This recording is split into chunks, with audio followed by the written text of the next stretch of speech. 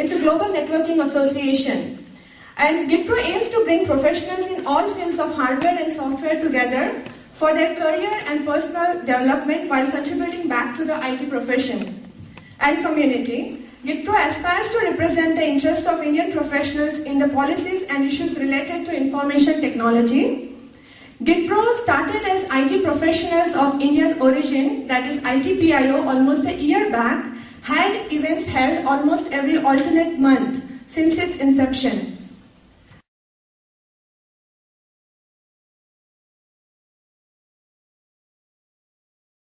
Friends, I would like to invite the founder of GIITPRO, Mr. Khanderao Khan, to share with us the progress of GIITPRO.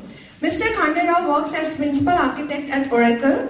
He also participates in various standards, writes in technical magazines, and is co-authoring a book. Mr. Khanderao is a social activist for a very long time. He led various programs, including very big events in Bay Area, which was attended by more than 10,000 people, and exhibitions that were seen by more than 75,000 people across the USA. So I welcome Mr. Khanderao.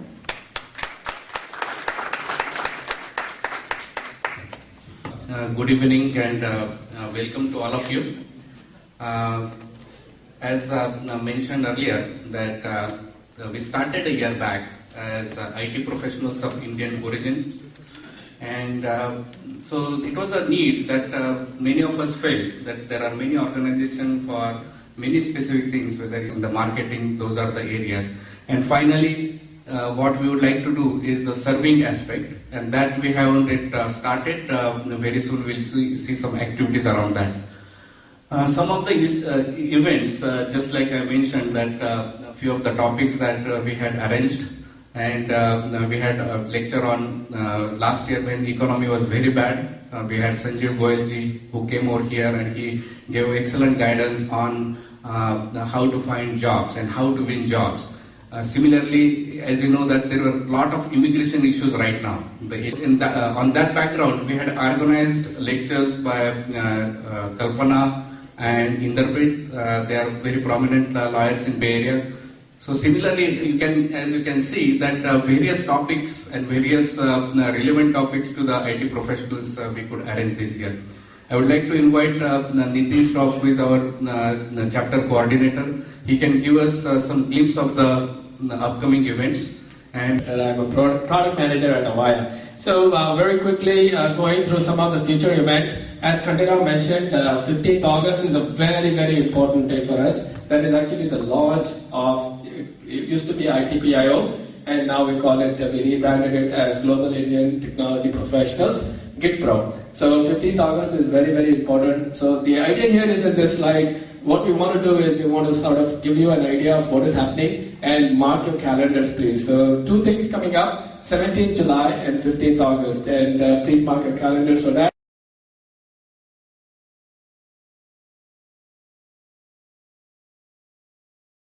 Dr. Swamy is globally recognized for his continued key contribution in the field of economics and beyond.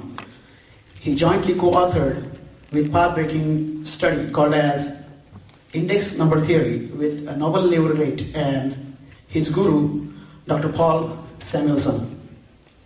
Political career of Dr. Swamy has been full of courage, commitment, and actions towards futuristic and better India. He has served as Member of Parliament 5 times from different places.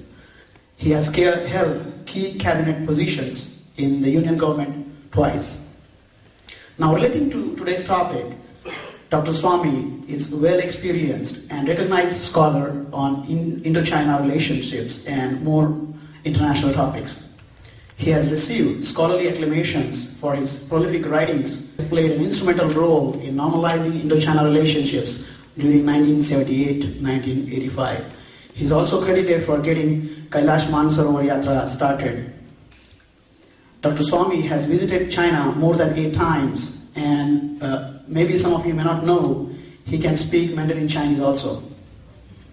Dr. Swamy. Now, when it comes to future of India and really the global future, Dr. Swamy is an exemplary patriot, rarest source of great knowledge and rarest source of great inspiration for thousands and thousands of people like you and me. Without further ado, I humbly invite Dr. Subramanian Swamy to please guide us.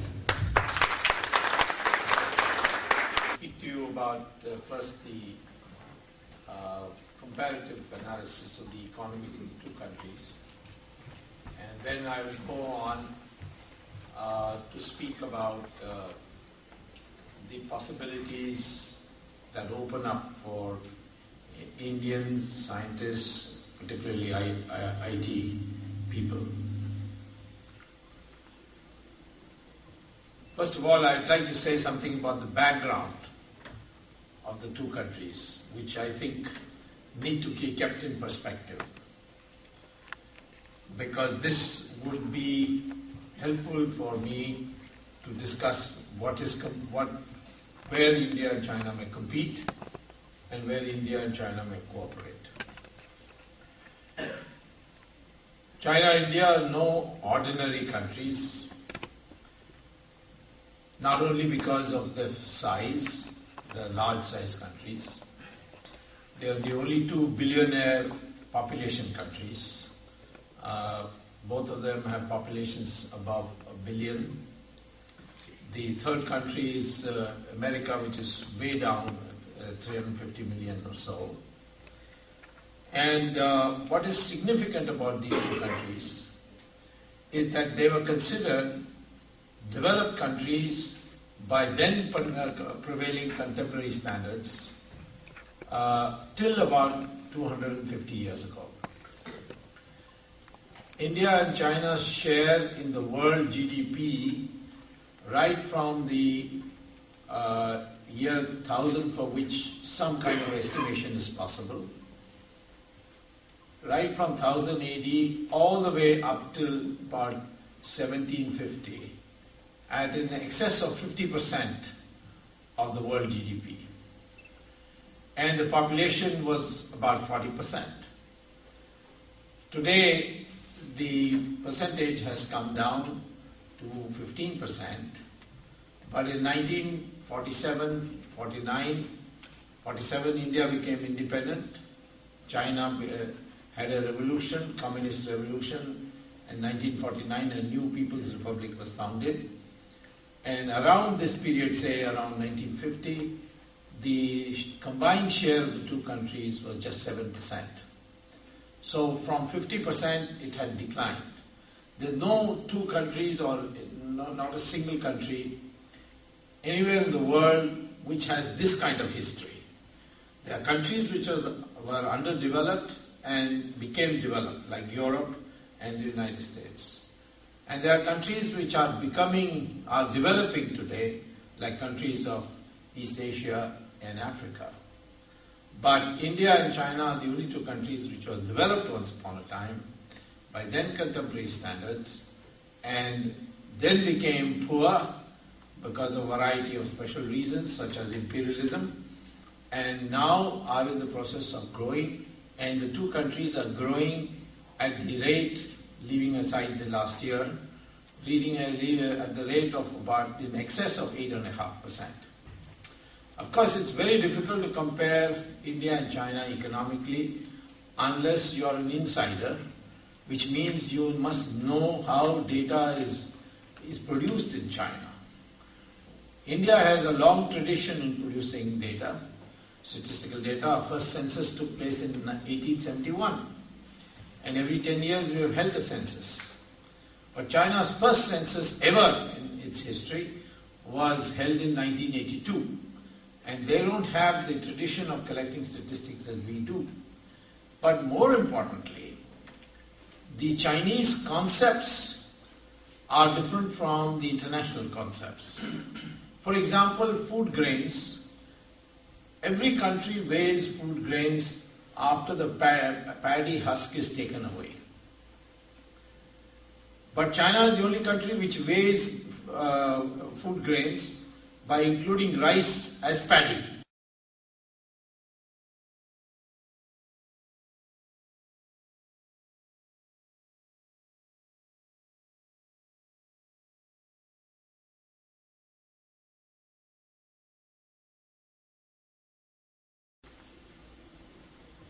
First of all, I'd like to say something about the background of the two countries, which I think need to be kept in perspective, because this would be helpful for me to discuss where India and China may compete and where India and China may cooperate. China and India are no ordinary countries, not only because of their size, they're large size countries. They are the only two billionaire population countries. Both of them have populations above 1 billion. The third country is America, which is way down at 350 million or so.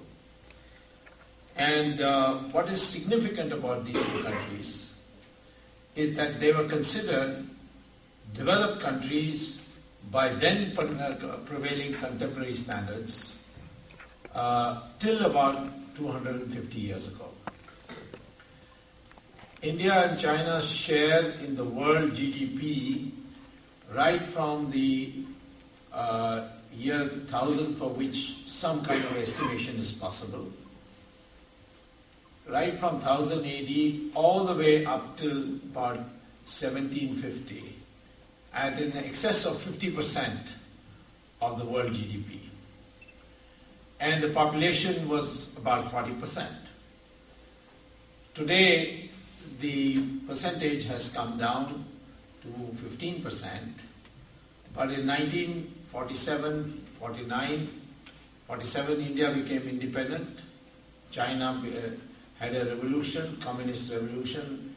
In 1949, a new People's Republic was founded. And around this period, say around 1950, the combined share of the two countries was just 7%. So from 50%, it had declined. There's no two countries, or not a single country anywhere in the world which has this kind of history. There are countries which were underdeveloped and became developed, like Europe and the United States. And there are countries which are developing today, like countries of East Asia and Africa. But India and China are the only two countries which were developed once upon a time by then contemporary standards, and then became poor because of a variety of special reasons such as imperialism, and now are in the process of growing, and the two countries are growing at the rate, leaving aside the last year, at the rate of about in excess of 8.5%. Of course, it's very difficult to compare India and China economically unless you're an insider, which means you must know how data is produced in China. India has a long tradition in producing data, statistical data. Our first census took place in 1871, and every 10 years we have held a census. But China's first census ever in its history was held in 1982. And they don't have the tradition of collecting statistics as we do. But more importantly, the Chinese concepts are different from the international concepts. For example, food grains. Every country weighs food grains after the paddy husk is taken away. But China is the only country which weighs food grains by including rice as paddy, that is, the husk is included. China is the only country which includes potatoes in food grains. So consequently, there is an inflation of figures. China's calculation of current prices and constant price estimates are very, very faulty. And therefore, it is never advisable to compare data produced in the statistical abstract of China without first going through a data correction. And I was the first one to do it in the field, and that's why I earned a name, and that is why, despite the fact that I don't do any academic work in India, I'm a full-time politician, but every year Harvard wants me to come and teach for one semester at least, and the summer semester for me is the most convenient because it's so highly compressed and it's too hot in India to do politics anyway. So therefore, what can be done in India sitting at home and in an air-conditioned room and telephoning, I can do it from here too. So this is two extraordinary aspects. One, they were developed countries, and now they are regaining their position. That is how now the London Economists and other new magazines, influential magazines, are portraying it. They are saying that India and China are recovering their positions. Now, in terms of GDP calculated after using purchasing power parity prices, not exchange rates. I do not divide by Indian rupees GDP by 50 or 47 or whatever is the exchange rate of dollar to get the dollar estimate, but actually compare prices in the United States and prices in India and then calculate the ratio and then take a weighted average. That number is different from 46, 47. It's much lower. It's closer to 26. So therefore, the purchasing power parity rates, by using that, today the number one GDP country in the world is the United States, number two GDP country in the world is China, and number three since 2008, after overtaking Japan, is India. So in fact today there is a triangular situation: United States, China, India. And whether this is going to be a triumvirate or it is going to be a triangle is going to be a very important question in the future. And we have to decide whether India is going to be with China against the United States or India is going to be with the United States against China. And hopefully it never happens that China and the United States combine against India. So that's the first part. Second part is that they are very fast growing countries. There are very few countries, certainly of this kind of size, there's no other country in the world where it is growing at 8.5% per year.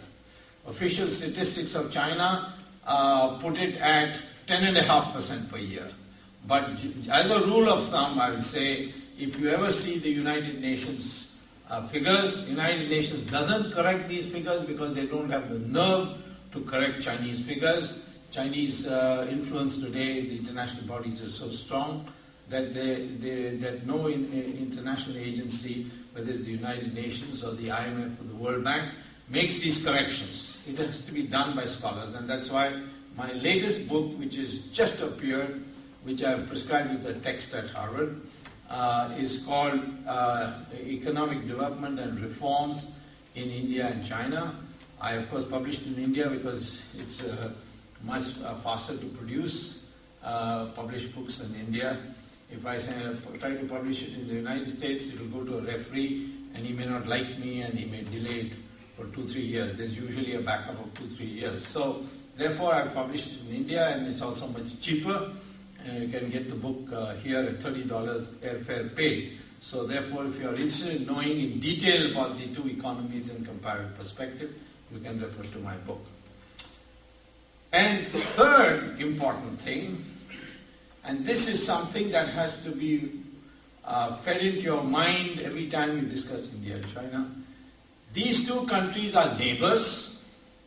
They are large neighbors, but except for 1962, never in the relationship of 2,700 years, I mean known relationship, there may have been relations even earlier, but known relationship from 2,700 years, there's never been a conflict. The two have lived in peace side by side, except for that 1962 period.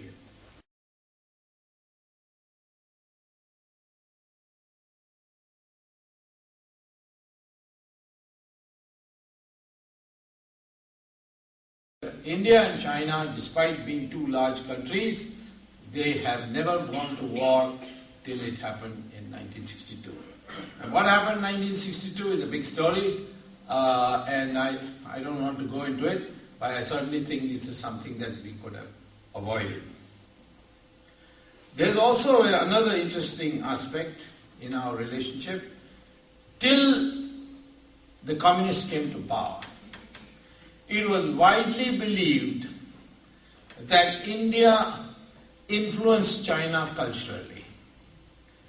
And in 1936, when Harvard celebrated its 300th anniversary, they invited scholars from all over the world to Harvard University. Harvard was founded in 1636, so 1936 they celebrated the tricentennial. And at that time, the scholars from all over the world. They called the president of Beijing University. His name was Dr. Hu Shi, one of the most famous poets of China. And he came, and his lecture, which Harvard published in the combined volumes of the tricentennial year, is titled Indianization of China, a case of peaceful cultural borrowing. Now, we have ourselves forgotten that history, but the Chinese remember, and Dr. Hu Shi is not very complimentary about Indianization of China. He thinks that all this negativism and pessimism in China he's talking about the 1936 period, was due to the fact that we Chinese absorbed everything from India through Buddhism. Of course, Buddhism that went to China is different from the Buddhism that went to Sri Lanka. Sri Lanka was the pure form of Buddhism, which was called Hinayana Buddhism, whereas what went to China was called Mahayana Buddhism, and Mahayana Buddhism is practically the same as Hinduism. And therefore, the concepts of karma and reincarnation, all these have been absorbed into the Chinese psyche. And when you travel as extensively in China as I have, I can tell you it's remarkable to see that families, the Moors, the evocatives, everything is so similar as to us. It's very easy to get used to China in no time, in peacetime. So in this background, I would say that we need now to evolve a policy. Before I get into the nitty-gritty of comparison of the two economies, let me say we need to evolve a policy which doesn't sacrifice our national interests, but it certainly preserves our ancient relationships. We must have good relations with China, without sacrificing our national interest. We need not be fooled into thinking they are our brothers, because even brothers can quarrel. In fact, quarrel between brothers tend to be more bitter than quarrel between friends. And Jawaharlal Nehru's great mistake was to assume that just because he said Hindi Chini bye bye, that literally it's going to be Hindi Chini bye bye. There are interests of the two countries which diverge, and either we should try to converge them, or we should prepare to meet the consequences of that divergence. Now, in view of this background, the fast growth, the question before us is: should we build on the positive factors that exist between two relationships, and emerge as global collaborators, or do we learn from the past negative developments and prepare to compete with China? That is, competing with China literally means confronting with China. Now, which should we do? This is the question. If the two of us collaborate, we become very powerful. And that happened in Copenhagen recently in the environment conference. The two of us combined and the whole world just collapsed before us. And they agreed with the consensus draft that India and China together prepared. But that is a optimistic scenario, that we collaborate with them. But if we compete with them, then of course it's going to be a confrontational situation, and whether we are ready for it. If we have no choice, of course we should be ready for it. Let me first just begin by a little history, by periodization of our relationship. The first period, which can be considered kind of homogeneous period, is 1870 to 1950.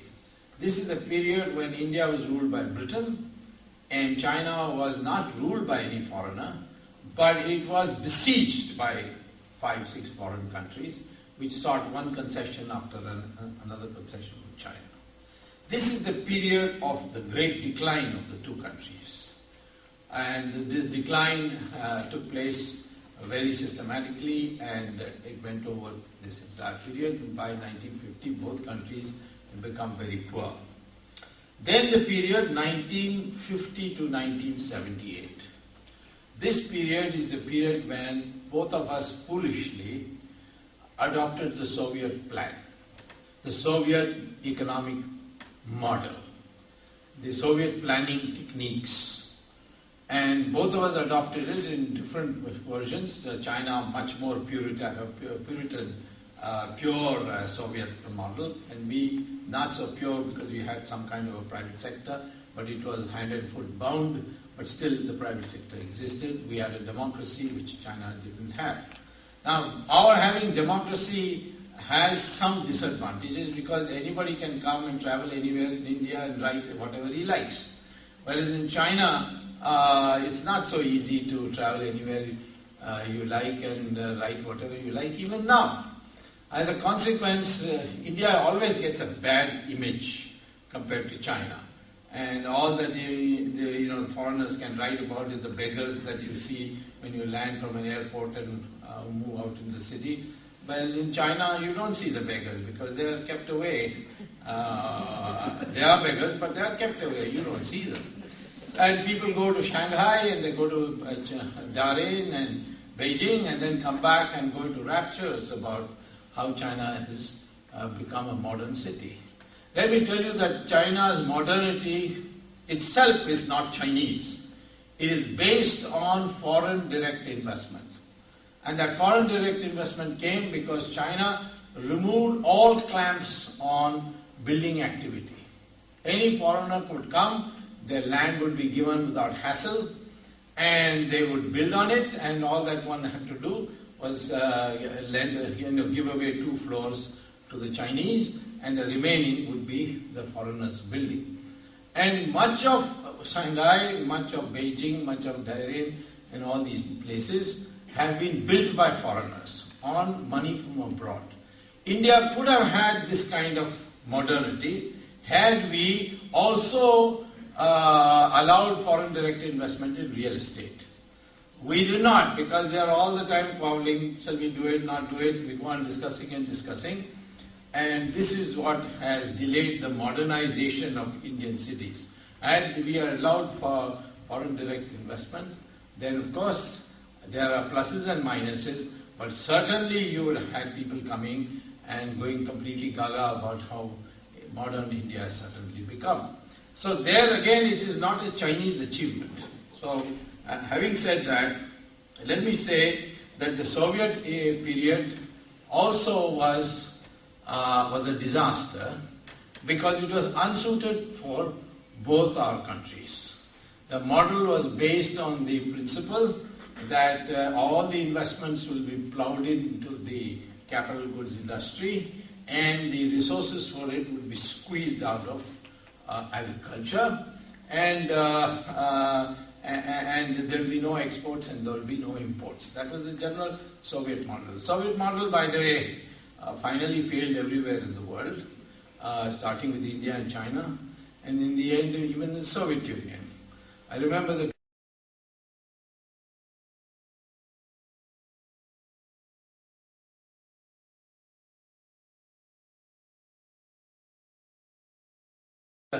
communist leader once taunted me, that is EMS Nambudripad, taunted me when there was a crisis here of the Savings and Loans Association in 87.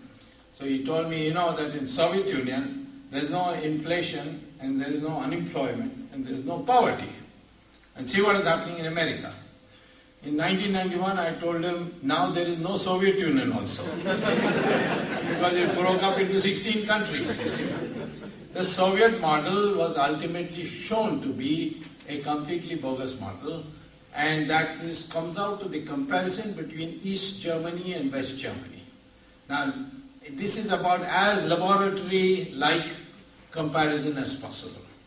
Germany, one country, was one country, divided into two after equal destruction in 1945. One adopted democracy and market, the other adopted dictatorship and socialism. And the result is there for all of you to see. You go to, even today, you see the difference between East Germany and West Germany. Same thing, North Korea, South Korea. You can see the difference. Same people, one people, divided into two, and today South Korea is far ahead of North Korea in economic development. So there is absolutely no doubt that for economic development we need a market economy, and it was a great act of foolishness. In the case of China, there is some understanding why they did it, because it was a communist revolution. So communist revolution, accepting a Soviet model is not surprising. But India, why did they accept it? And that is because of the unfortunate assassination of Mahatma Gandhi and the premature death, I would consider it premature or untimely death of Sardar Patel, that the Nehru, who had gone to Cambridge and got completely brainwashed by all the left-wing liberals that were there, and came back and brought socialism, which was totally unsuited for India. The model failed because it was based on the assumption that the financing of the capital goods industry would be done by extracting resources from agriculture. There were no resources in the agriculture to extract. The imperialists had completely bled it. In India, through the zamindar system, they had completely bled agriculture, and similarly the landlords and the feudal lords in China had bled the system there. So there was nothing to finance. Once the capital goods were produced, there were no buyers because you were not exporting. You discourage exports and imports in the Soviet model. And therefore, all this ended up in inventory. And that's why this model failed. Anyway, 1978, in India, because there was a change of government, and a Janata government came in, of which of course I am a part, some economic reforms started. But in China, Deng Xiaoping took over, and he completely changed it. India could not dismantle the Soviet system, even under the Janata government. It took 1991, when I became Commerce Minister, when we first dismantled the Soviet system in India. But fortunately, by that time, the Soviet Union itself had been dismantled, so it became much easier to do so. Then becomes the period of fast growth. And that is 1992 onwards. And particularly after 2003, the growth rate has been in excess of 8% in both countries. And this is a phenomenal growth rate. Now, what are the main strengths and weaknesses of China and India? Generally speaking, you find where the complementarity comes is what is China's main strength is also our weakness. And what is our strength is also their weakness. For instance, China's main strength is clearly infrastructure. And our main weakness is infrastructure. And I don't see why it should be, because building a road is not a big thing. We build very good roads abroad. Why you can't build it in our own country? I remember one American told me that they were amazed at the road. One of the reasons why Iraq fell so fast was from Basra to Baghdad. The roads were lovely roads. And, their tanks just went on it smoothly all the way to Baghdad. And I told him that road was built by India. And at that time we had very close relations with Saddam Hussein and Mrs. Gandhi was in power. We built roads in Nigeria, we have built roads in Malaysia, we have built beautiful apartment buildings in Soviet Union, in Germany, and so on. India has demonstrated capacity to build infrastructure. But somehow, because of corruption, we are not able to have good infrastructure in our country. Whereas China has built a tremendous infrastructure.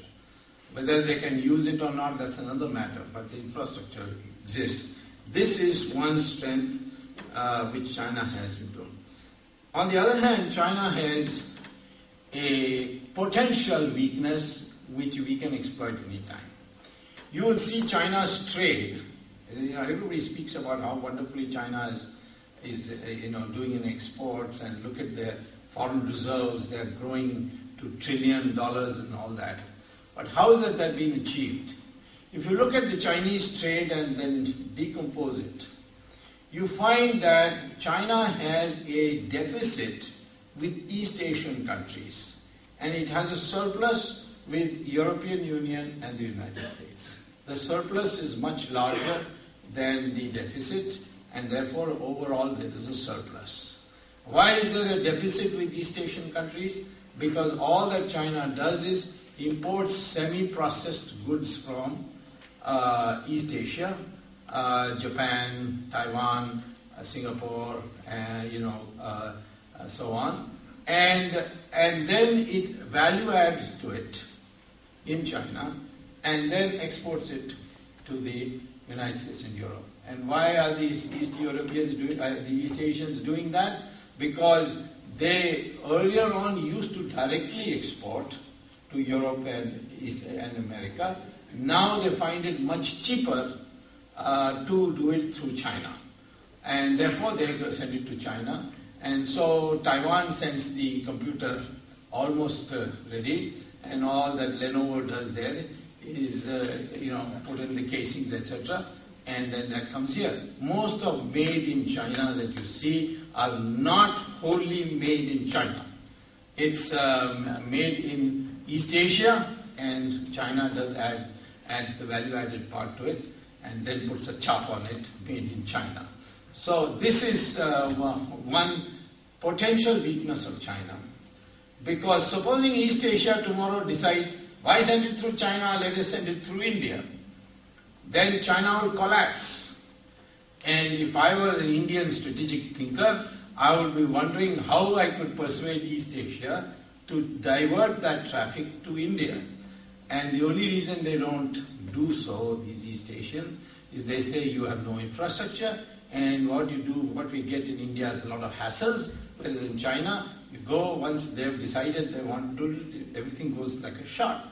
So, of course it's true, because even though we have deregulated at the center, at the state level, still for electricity connection, you need money. For buying land, you need grease. And for everything there is some hassle there. And at the state level we have not streamlined it.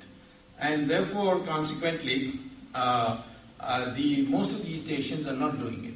But in tomorrow, if we streamline our state regulatory apparatus, and we also build a decent infrastructure, that East Asian processing trade will come through India, because Indian labor, skilled labor, is cheaper than China.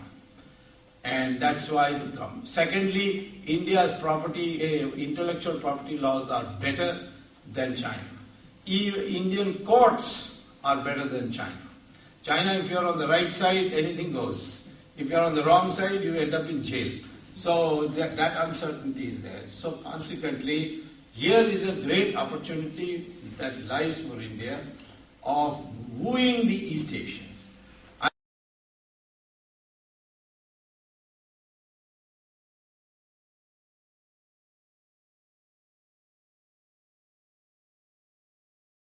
There are many things that we can do together. In the IT field, China is strong in hardware, and relative to India, much weaker in software.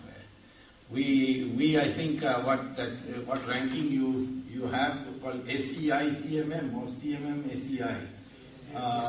I think these rank 5 countries or grade 5 companies.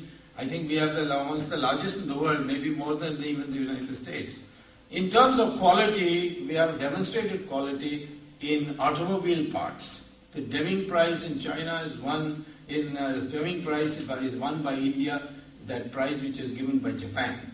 So automobile ancillaries is a great opportunity for India, where India and China can collaborate. Some work has already started, but more needs to be done. In software, NIIT, run by my former student in IIT, Dr. Rajendra Pawar, he has done a miracle there. It's worth going and seeing the way he has opened schools, and there is demand for it. This is one area where China would, if the relations are good, use Indian talent. India has an abundance of talent, and we could export teachers, educators, set up schools and so on in China. That's a great opportunity that exists. By the way, I must tell you that 20 years ago, the world was praising China for its one child per family policy. And they were making fun of India. Well, Mrs. Gandhi and her son Sanjay Gandhi thought that they would replicate it here, but unfortunately it backfired and they lost the election. And the net result is that that kind of policy was never properly not implemented. So India has had a birth rate declining, but it is very slow and gradual. Its death rate is declining faster, so there is a definite growth rate population is definitely high relative to China. But China implemented its one child per family policy, and today suddenly they find that after 2015, the proportion of population in the age group 15 to 64 is going to start shrinking. It's already shrinking in Europe. Japan, it is terrible. And the United States has managed to keep that proportion going because they have been quite liberal in imports, particularly from Mexico and Philippines. And so, therefore, United States has managed to fill that demographic hole. But India, by 2015, will have 50 million excess skilled manpower. And we are in a position to export that. And all the other countries will be deficit. China is going to be deficit after 2015. And I'll tell you what is the problem of a population which ages fast, is that the number of people coming into the labor force becomes smaller than the number of people retiring and going, which means that in the past, the number of people who came into the labor force, the deductions in their salary and all went to pay the pension of those who are retiring, who are fewer in number. Now what is going to happen is that the number retiring will be larger, the number coming is smaller, so there is a pension bomb which is looming over as a crisis over all European countries. Greece's problem essentially comes out of that because they are unmanageable debt. All of them are going to have this problem. The only country which is not going to have this problem is our population problem has suddenly become a demographic dividend for us. I mean, those people who used to lecture us about the population problem, today they say India's demographic dividend. So it is a complete turnaround. And I have to thank the Indian people for having defeated Mrs. Gandhi on this issue. And therefore we have had, it's not that our population growth rate is going up, it's going down actually. But it's gradual, not the steep fall that China has had. And as a consequence, India is going to be placed in a very great advantageous position, provided this new young stock of labor is properly educated. And therefore the educational system becomes extremely important. I support the government of India's new policy to allow foreign universities to come to India. A lot of people are protesting, particularly the left wing is protesting, thinking that if Harvard and Stanford and Columbia and all these universities come and open campuses in India, as the proposal now is, then that is good for us. And I think we should take advantage of it. And if the NRIs were to also do both, stay here as well as come and spend some time in setting up these institutions and helping them, then India would be in a tremendously strong position to be able to help the whole world, including China. Let me also say that economists recognize that the majority contribution to the acceleration and growth rate of any country is due to what they call as productivity. And productivity is due to innovation. Innovation is when you bring out new ways of doing things. And in this, Americans are past masters. They have a tremendous record on innovation. And on everything there's innovation. 20 years ago, the safety pins I used to buy in the market are different from the safety pins I buy today. All other parts of the world, the safety pin has not changed in design. But in the United States, some change is always there. They are all the time innovating. In 1987, I had come to teach for 2 years at Harvard. I had taken leave from politics and I came to Harvard to teach. And at that time, the talk was that America is going to be bought by Japan. In fact, Japan bought Rockefeller Center and there was a complete depression in this country at that time. But very soon afterwards, the Americans invented the internet. And the internet changed the way production is organized and brought this whole globalization process and cut transaction costs. And the United States suddenly grew very fast in the 1990s and the early 21st century. And so one innovation changed everything. Today when I see what Apple is doing in its in iPad and iPhone and so on, you can see that the American enterprise is still there. So I will never not write off the Americans as the Americans themselves are writing themselves off. The Americans have the capacity to innovate, so they will be in the forefront. But the only other country who can match the Americans in the future in innovation is India. So therefore, if we can get our educational system in order, the infrastructure system first, then the educational system in order, then we will create a vast army of innovators. And these innovators will change the way we do production. And there are many, many areas where we need to do our research. Already, of course, the world recognizes it. Many of the research centers in China have now come to India. GE has brought the whole thing to India. The GE capital has moved the whole thing to India. Cisco and Texas Instruments and all them, they all moved to Bangalore. And so the world recognizes that India has that potential. China has a disadvantage there because although they are putting in a lot of money into research, they are putting a lot of money into the universities, they don't have democracy. Democracy is essential for innovation.